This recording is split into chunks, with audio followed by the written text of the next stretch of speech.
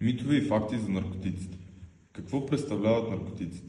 Наркотиците са вещества, които влияят върху мозъка и тялото, променяйки начина, по който се чувстваме, мислим и действаме. Употребата им дава временно усещане за мощ и увереност, но бързо води до параноя, депресия и сърдечни проблеми. Основни групи наркотични вещества, стимуланти, като амфетамини и кокаин, увеличават енергията и вниманието. Депресанти, като алкохол, успокояват и забавят мозъчната активност. Халюциногенни, като ЛСД, променят възприятието и съзнанието. Опиатни вещества, като хероин, облегчават болката, но водят до силна зависимост. Митове и факти за наркотиците. Мит номер 1. Леките наркотици не водят до зависимост. Факт. Дори така наречените леки наркотици, като марихуана, могат да доведат до психически и в някои случаи физически зависимости. Мит номер 2. Ако пробвам само веднъж, няма да стане нищо. Факт. Дори една употреба може да предизвика сериозни здравословни и психически проблеми, а някои вещества водят до зависимост още от първата употреба. Мит номер 3. Мога да спра по всяко време. Факт.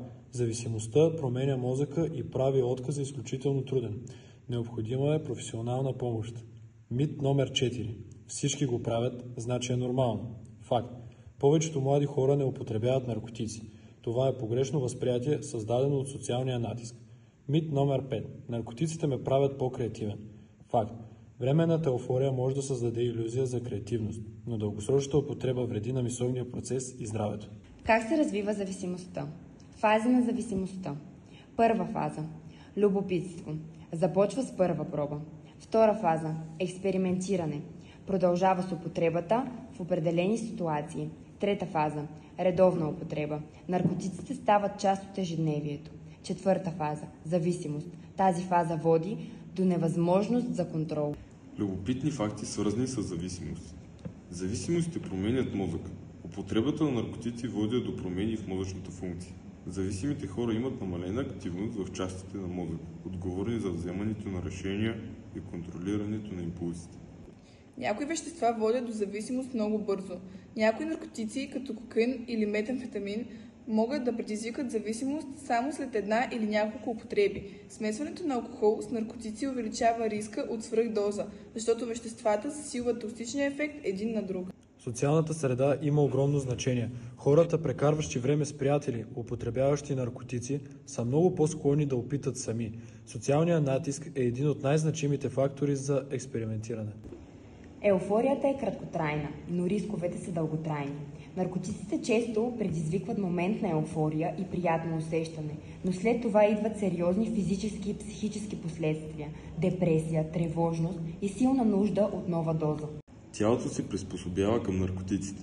С времето човек се нуждае от все по-големи дози, за да усети същия ефект. Това се нарича толеранс. По-високите дози не доставят желаното удоволствие, а само водят до по-големи рискове за здравето и завъртане в омагьосан кръг.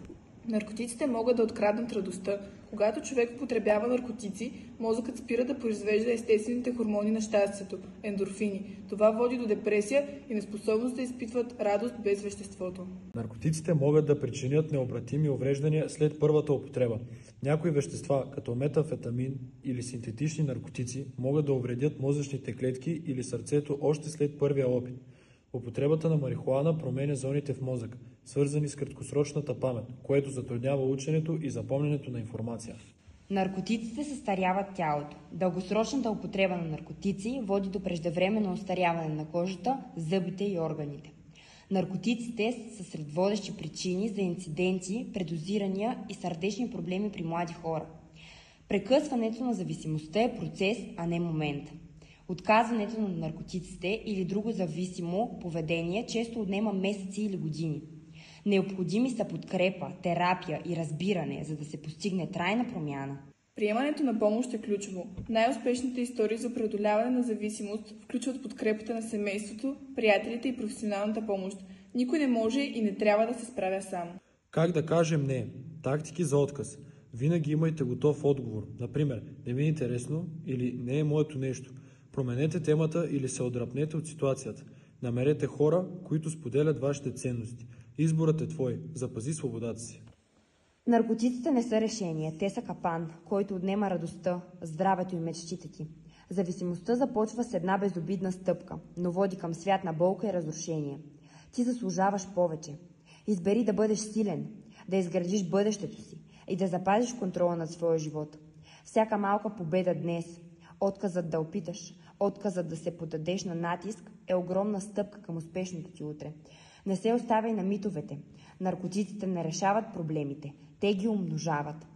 Истинската смелост е да кажеш не. Животът е твой.